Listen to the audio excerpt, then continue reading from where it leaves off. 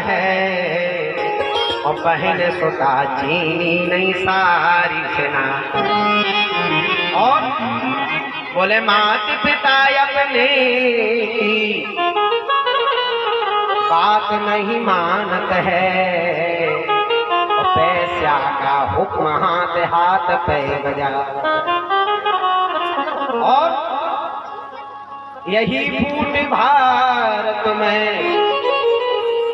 एक ऐसी भाई है और देश छोड़ रहते विदेश को बढ़ाते। रहते कहाँ है? बोले भारत में। और बैंक बैलेंस कहाँ कर रहे हैं? सुनो, इंग्लैंड में जाके खजाने भरे पड़े हैं नेताओं के। अब बताओ, धिक्कार है ऐसे राजनीतिक लोगों को कि भारत में तुम्हारा जन्म हुआ है और अपनी कमाई विदेश में जमा करते हैं। और धन्य है भरतलाल जी महाराज। भरतलाल को गुरु वशिष्ठ जी ने समझाया, भरत शोक को छोड़ो।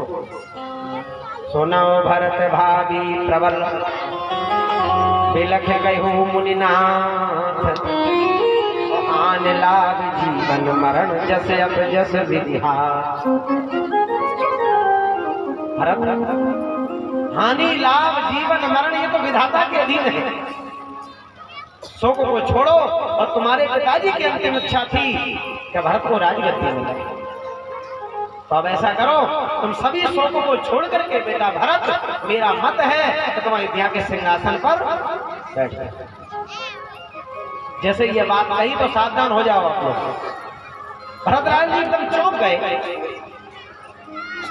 भरतलाल जी ने तोड़ करके गुरुदेव के पैरों को पकड़ा। गुरुदेव क्या कहते हो कि भरत को अयोध्या का राज्य? हाँ भरत, तुम्हें अयोध्या की गद्दी पर बैठना है। भरत जी की आंखों में से अश्रुओं की धारा निकल पड़ी। क्या मेरे ज्येष्ठ भ्राता भाई राम के रहते हुए ये छोटा भाई राजगद्दी पर बैठे, राजगद्दी सिंहासन पर बैठे? गुरुजी ने कहा, राय राज तुम कहाँ पद देना और पिता बचन फुर चाहिए कीना। राय राज पद, अब ध्यान देकर सुनना आप लोग। बोले पिताजी ने तुम्हें राजपद दिया इसलिए तुम अयोध्या के सिंहासन पर बैठो। जैसे ये कहा तो भरतलाल जी बोले, गुरुजी थोड़ा और विचार करो इस विषय पर। क्या विचार करें? बोले पिताजी ने पहले तो ये बताओ कि मैं कौन हूं। भरतलाल जी ने कहा। सूत्रकाल महर्षि वशिष्ठ जी महाराज बोले, मैं तुम्हें देख रहा हूं कि तुम कैकेयी नंदन भरत हो। तो भरतलाल जी हाथ जोड़ करके बोले, और गहराई में चले जाओ, आप अपने विवेक के द्वारा बताओ मैं कौन हूं, पहले मुझे पहचानो। गुरुदेव ने कहा, मैं तुम्हें कह रहा हूं कि तुम कैकेयी नंदन भरत हो। लेकिन भरत जी कहते हैं नहीं। भरत कौन है? बोले, भरत हंस रवि वंश तड़ागा और जन्म कीन गुण दोष निभागा। गुरुजी ये भरत कौन है? बोले, सूर्यवंश क्या है? बोले, तालाब। सूर्यवंश रूपी तालाब में ये भरत क्या है? हंस। थोड़ा ये बताओ, हंस रहता कहाँ है? बोले, सरोवर में। तो मेरे पिताजी ने तो ये कहा था कि राय राज पद। पद का मतलब ये नहीं है कि भरत को अयोध्या के सिंहासन पर बिठा दो। तो क्या है?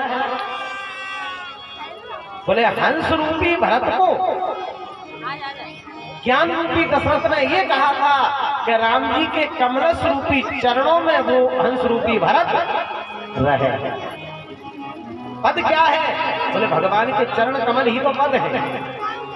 अभी आपने सुना था ना, पद कमल धोय चढ़ाओ नाव न नाथ को तराई चहो। इसलिए हंस रूपी भरत को राम के कमलस रूपी चरणों में रहने के लिए पिताजी ने कहा। गुरुदेव ने जैसे ही सुना तो एकदम विभोर हो गए, प्रेम में भर गए गुरु जी महाराज। और अंत में ये कह दिया, बोले गुरु जी सुनिए, ग्रह गृहित पुन बात बस और पुन बीछी मार और काहे पियाई बारनी और कहो काहे उपचार। कई लोग मैं देख रहा हूँ ऐसे सो रहे हैं मानो बिल्कुल ट्रेन में बैठे। एक बात बताएं, भरत जी की कथा ऐसी ही है बस, वो तो बैराग और प्रेम से भरी है। अब मुमुक्षु लोग जो होंगे वो इसको समझेंगे। कई लोग रायते भर के सो रहे हैं, लेकिन एक बात बताएं, भाई लोग सो जाएं सो हम देख लें और उनको टोक दें, लेकिन सही कह रहे हैं, सोने की व्यवस्था तो ठाकुर जी ने माताओं को गजब की बनाई, इतनी गजब की व्यवस्था। कथा सुनना है तो सुन रहे हैं और नहीं सुनना है तो लंबा एक हाथ का घूंघट लगा लिया तो रायटे भर के सो रही है। अब बताओ किसकी हिम्मत है जो कोई टोक सके, और टोकेगा तो सीधा जेल खाना तैयार है। इसलिए भैया सावधान है, मेरा आपसे निवेदन है। लेकिन माताओं ध्यान देना, यदि आज सो गई तो जीवन भर सोती ही रह जाओगी। रेलवे स्टेशन क्या है, बोले प्लेटफार्म, और प्लेटफार्म पर गाड़ी का समय रात्रि के 12 बजे और 12 बजे तुम सो गए तो गाड़ी तुम्हारा इंतजार नहीं करेगी, निकल जाएगी, फिर पड़े रहो 24 घंटे। जो सोवत है सो खोवत है, जो जागत है सो आवत है। यहाँ बोले ग्रह गृही। अब आप लोग समझिए गौर से, यदि किसी को 7.5 का लगा हो, भरतलाल जी कहते हैं, किसी की ग्रह दशा खराब हो और उसको बाय की बीमारी हो, ग्रह दशा खराब हो और बाय की बीमारी हो, और पुन बात बसते पुन बीछी मार और फिर बिच्छू उसको डंक मार दे। अब समझना गौर से, 7.5 का लगा हो, बाय की बीमारी हो और एक बिच्छू डंक मार दे। अब बिच्छू जब डंक मारता है तो आपको पता होगा कितना खतरनाक डंक है उसका। सही कह रहे, जिनको बिच्छू ने काटा होगा उनको जरूर पता होगा, और हमारे ऊपर तो ठाकुर जी की कृपा है और खाती राजा से प्रार्थना है कभी ऐसा कभी ना हो। बोले 7.5 का लगा हो, बाई की बीमारी हो, बिच्छू डंक मारा, भरतलाल जी कहते हैं, और फिर बोले उसको 1 बोतल मदरा पिला दो, भरत जी कहते हैं। अब बताओ कहो का है उपचार। अब दुनिया में उसका कोई इलाज है? यह रोग कर औषधि नहीं, इसका कोई औषधि नहीं है। तो मेरा आपसे निवेदन है, भरतलाल जी कहते हैं राज्य क्या है? बोले मदरा है, मदरा। ये तो मदरा है। और बाई की बीमारी क्या है? मेरे पिताजी का मरण हो गया, यही तो बाई की बीमारी। ग्रह दशा खराब थी, इसलिए मेरे और मेरे भाई का वियोग हो गया। और डंक क्या है? बोले माँ कैकई के जो शब्द निकले हैं वो पिताजी के शरीर में बिच्छू के डंक का काम कर रहे थे। ये तो डंक है, कहा है उपचार। इसलिए गुरुजी उसका कोई दुनिया में इलाज नहीं। मेरा तो निवेदन ये है कि भरतलाल जी कहते हैं, अरे मोराजी हटे थे हो जवानी, मोराज हटे थे हो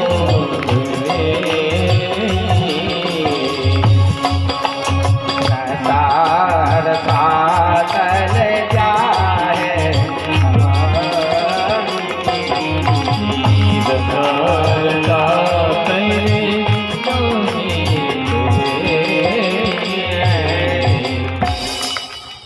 देखो कितनी अच्छी बात है। भरतलाल जी कहते हैं गुरु जी, यदि पापी भरत को तुमने अयोध्या के सिंहासन पर बिठाया है तो मैं प्रतिज्ञा करके कहता हूं कि पृथ्वी मां रसातल को चली जाएगी। अच्छा, क्यों चली जाएगी? इसलिए चली जाएगी कि जिसकी पुत्री को वन में जाना पड़ा, किसके कारण? बोले मुझ पापी भरत के कारण। उसका एक निमित्त यदि है दुनिया में तो केवल मैं ही तो हूं। यदि मैं नहीं होता तो माता जानकी को वन में नहीं जाना पड़ता, राम को नहीं जाना पड़ता। यदि मैं राज सिंहासन पर बैठूंगा और उसकी मां जब ये देखेगी पृथ्वी तो वो रसातल को चली जाएगी।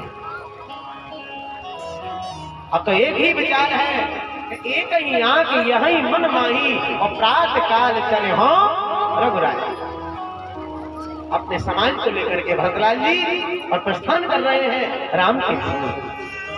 निषाद राज ने देखा अनेक प्रकार से निषाद राज ललकारने लगा भरतलाल जी को। बोले सन मोखेला है भरत सन ले हो और जियत न सुर सरी उतेरन दे हो। लगता है कि निषाद जानते हो कौन है? निषाद है दशरथ राजा का पुत्र। दशरथ जी और इसके पिता की परम दोस्ती थी। दशरथ राजा का एक पुत्र है, सिंहवेद का राजा है, क्योंकि इसने सिंह को मार दिया था। राजा ने उनको राज वहीं का राजा प्रदान कर दिया। जाति का भील है लेकिन राम के कार्य के लिए 24 घंटे तैयार है। सनमुख लौए भरत सन ले हो और जियत न सुरसर उतरन समर मरण पुन सुरसर तीरा और राम काज क्षण भंग शरीर। ये बोल रहा है। जब ऐसा ये कहने लगा, बोले चारों घाटों को अवरुद्ध कर दो, युद्ध करूंगा भरत, युद्ध करूंगा लेकिन भरत जी को एक कदम आगे नहीं बढ़ने दूंगा। इतने में एक बुढ़े बाबा थे जो जोर से छींक दिए। जैसे ही छींका तो बूढ़ एक का सगुन विचारी भरत मिले न हुई है रारी। बुढ़ा व्यक्ति बोला, दादा रुको बेटा रुको, हथियार नीचे डाल, क्योंकि मेरा सगुन ये कह रहा है कि भरत राम का मिलन होगा, युद्ध नहीं है। कभी कभी छींक भी अच्छी होती है। यहाँ भरतलाल जी के समाज को देखा तो भरतलाल तो कीर्तन कर रहे हैं। निषाद प्रणाम कर रहा है। अब प्रणाम जैसे किया तो क्या हुआ? बोले करत दंडवत देखते और भरत लीन उरलाए और मनो लखन सन भेंट भई प्रीत न हृदय समान। भरतलाल जी को जब प्रणाम किया तो भरतलाल जी को ऐसा लगा मानो लक्ष्मण जी प्रणाम कर, उठा करके हृदय से लगाया और जैसे ही हृदय से लगाया तो मनो लखन सन भेंट भई। जैसा लक्ष्मण को हृदय से लगाने से लगता था ऐसा निषाद को हृदय से लगाने से लगा। तो मुझे लगता है कि लक्ष्मण का और निषाद का एक ही जैसा स्वरूप था। आप कहोगे पंडित जी कोई बात 3 जगह सिद्ध होगी तब मानेंगे। निषाद राज बोला, ये बताओ अयोध्या की प्रिया कहाँ है? तो जैसे ही अयोध्या वालों ने निषाद को देखा तो आपस में कहने लगे। क्या कहने लगे? बोले देख निषाद नगर नर नारी और भय सुखी जन लखन। आपस में कहते हैं भैया लग रहा है कि लक्ष्मण जी है सामने, लक्ष्मण जी। भ्रमित हो गए सब लोग। और तीसरी जगह कहां से हो गया? निषाद राज बोले ये बताओ राम जी की माताएं कहां हैं? कौशल्या। भरतलाल जी बोले वो बैठी है। तो निषाद राज ने प्रणाम किया और जैसे ही प्रणाम किया तो कौशल्या मैया ने देखा लगता है लक्ष्मण प्रणाम कर रहा है। तो दोनों हाथ उठा करके मालूम कैसे कह रही है? जान लखन समय दे सीता, जान लखन समय दे सीता। वहां प्रणाम कौन कर रहे हैं? निषाद। लेकिन आशीर्वाद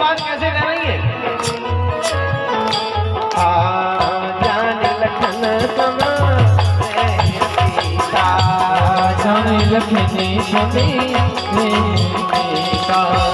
जिया दुखी है लाख बलीता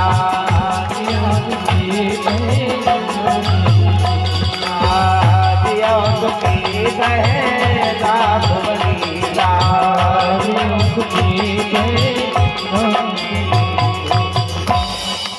कौशल्या मैया कह रही है लक्ष्मण होगा, ऐसा लग रहा है, आशीर्वाद दे रहे। तो लक्ष्मण का शरीर और निषाद का एक बन गया। क्यों बन गया? क्योंकि लक्ष्मण जी के शिष्य हैं निषाद राज जी। और यदि गुरु तुम्हारा अच्छा है, गुरु तुम्हारा धर्मात्मा है, काम क्रोध से रहित है, तो गारंटी से उस शिष्य के जीवन में उसका प्रभाव पड़ेगा। ये रामायण भागवत कहते हैं। यदि गुरु तुम्हारा जैसा होगा तो कम से कम 10-25% उसके संस्कार चिला के हृदय में प्रकट हो जाते हैं। जो बात निषाद बोल रहा है वही बात गुरु महाराज बोल रहे हैं चित्रकूट में। बोले आज राम सेवक जस ले हो और भरत समर सिखावन ले हो। बताओ, गुरु की वाणी और चेला की एक ही जैसी निकल रही है। जैसे गुरु शिष्य बोल रहा है वैसे ही गुरु बोले आज बनावल सकल समाजू और प्रगट करो से पाछले आगे। उस समय राम जी ने कहा लक्ष्मण शांत हो जाओ। बोले आपको पता है कि भरत न हुई है राजमद और बेदे हरिहर पद पाए कबहू की कांजी सीकरी तो चीर हे लक्ष्मण भरत को राजमद नहीं हो सकता है। मुझे प्यारा भरत मुझे कितना प्रेम करता है ये मुझे मालूम है। क्या थोड़ा सा मट्ठा क्षीर सागर के समुद्र को फाड़ सकता है? नहीं फाड़ सकता। इसलिए बोले तिमिर तरुण तरुणी मक गिलही और गगन मगन मक मेघें मिलही। तिमिर माने रात्रि, तरुण माने अरुण सूर्य नारायण। बोले रात्रि चाहे दोपहर के सूर्य नारायण को निगल ले, वैसे ऐसा होता नहीं है, लेकिन एक बार ऐसा हो सकता है। राम जी कहते हैं आकाश चाहे बादलों में जाके छुप जाए, मच्छर के फूंक मारने से चाहे पहाड़ उड़ जाए, ऐसा होता नहीं है। अगस्त जी गौ के खुर में समा जाए, लेकिन भरत न हुई है राज। बताओ कितना भरोसा है अपने भाई का। मेरा आपसे निवेदन है कि हाँ, भरत राज जी का पदार्पण हुआ और जैसे ही राम जी को देखा तो देख करके राम जी को साष्टांग प्रणाम करने लगे भरत जी। बोले पाहे नाथ कहे पाहे गोसाई और भूतल परे लकुटे कीना। जैसे डंडे के समान पृथ्वी पर पड़े हैं तो राम जी ने देखा, राम जी उठ करके खड़े हो गए। क्या स्थिति बनी? बोले प्रेम में इतने विभोर हो गए राम जी। बोले उठे राम सुन प्रेम अधीरा, उठे राम सुन प्रेम अधीरा, उठे प्रेम अधीरा, उठे राम सुन प्रेम अधीरा, उठे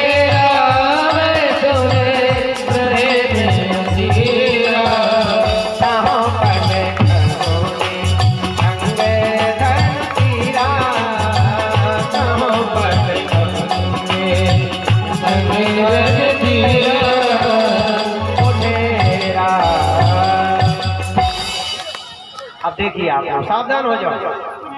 राम जी उठे और जैसे ही उठे तो भरत को देख करके इतने भाव विभोर हो गए कि धनुष कहीं गिरा, तीर कहीं गिरा, पीतांबर कहीं गिरा। श्री राधे। चार चार क्या हो गए? गोविंद भगवान की चार चार चीजें वहां जमीन पर गिर गई। अब ध्यान से सुना, ये भाव है।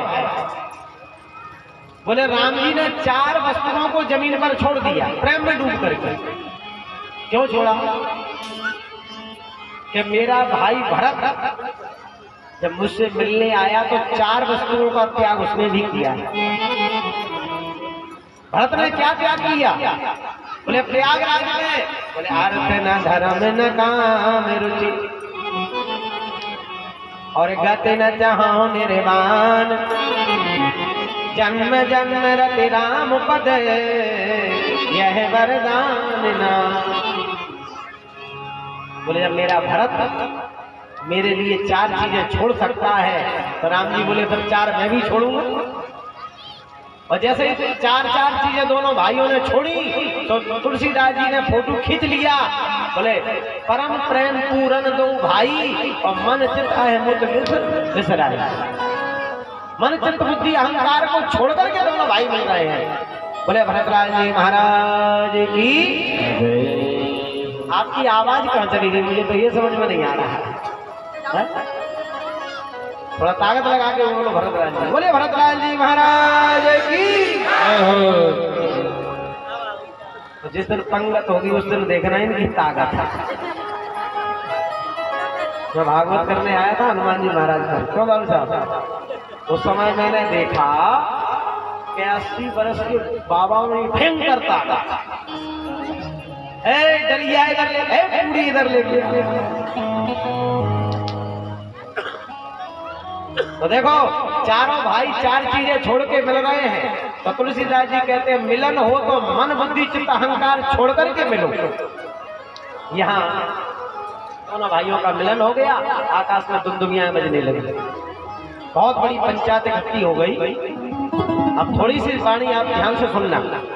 जैसे ही पंचायत लगी चित्रकूट में तो सभी लोगों ने कहा अब क्या करें? सारे लोग बोले गुरुदेव अब आप जो आज्ञा करो वो होगा। तो गुरुदेव ने कहा भरत से, बोले भरत तुम ऐसा करो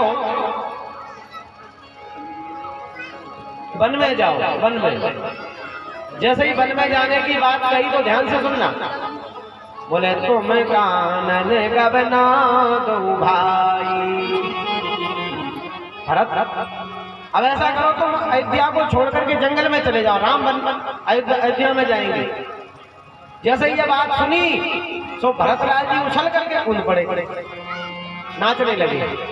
गुरुदेव आप कहते हो कि 14 वर्ष वन में जाओ, यदि मेरे राम मेरे बड़े भाई लौट के अवध में चले जाएं तो मैं संकल्प लेता हूं कि कानन करम जन्म भर। ये भरत जिंदगी पर्यंत वन में पड़ा रहेगा, लेकिन माता जानकी और मेरे राम लौट के अवध को चले।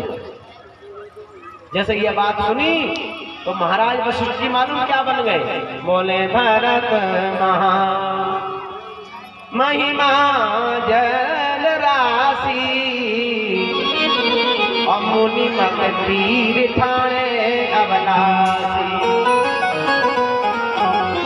भरत जी का जो प्रेम है वो जल राशि के रूप में परिणत हो गई और वशिष्ठ जी महाराज की बुद्धि हो गई अबला स्त्री। कोई नदी हो और नदी को पार करना हो तो माताएं टकटकी लगा के देखती रहती है लेकिन पार नहीं कर सकती, ऐसी बुद्धि बनी। वहां पर अंत को गत का बात ये हुई, अंत में महाराज गुरु महाराज ने एक ही बात कही थी, गोविंद भगवान की। बोले भरत विनय सागर सुनिए और करिए विचार बहोर, करो साधु मत लोक मत और निर्णय निगम। देखो भाई गुरु महाराज क्या कह रहे हैं मालूम है? राम ऐसा करो, बोले भरत विनय सादर सुनिए। अब आप लोग थोड़ा ध्यान देना है। वशिष्ठ जी कहते हैं राम तुम बड़े हो, ये छोटे हैं, इसलिए छोटों का कर्तव्य है, बड़ों का कर्तव्य है कि छोटी की बात को मन से सुने। ये छोटा भाई है, तो पहले तुम भरत की विनय सुनो। विनय कर रहा है आपसे भरत, विनय सादर सुनिए, पहले सुनो और फिर क्या करना है। बोले करो विचार बहोर, फिर विचार करना। ऐसा नहीं कि सुन तो लिया और विचार ही नहीं किया तो काम नहीं बनेगा। गुरुदेव कहते हैं भरत विनय सादर सुनिए और करिए विचार बहोर। फिर क्या करना है। बोले करो साधु मत, लोक मत और निपनय निगम निचोड़। इसमें पूरा भरत चरित्र भरा हुआ है, प्यारे ध्यान देना। फिर क्या करना है। महाराज वशिष्ठ जी कहते हैं कि साधु मत, साधु समाज जिसको स्वीकार करे वो बोलना, और लोक मत में अच्छा लगे राम वो भी करना है आपको, और राजनीति जिसको पसंद करे वो बोलना है। और चौथी बात है कि जिसमें वेद शास्त्र गुरु प्रसन्न हो जाए वो बात कहना। अब बताओ ये कितनी बड़ी बात है। बोले करो साधु मत, लोक मत और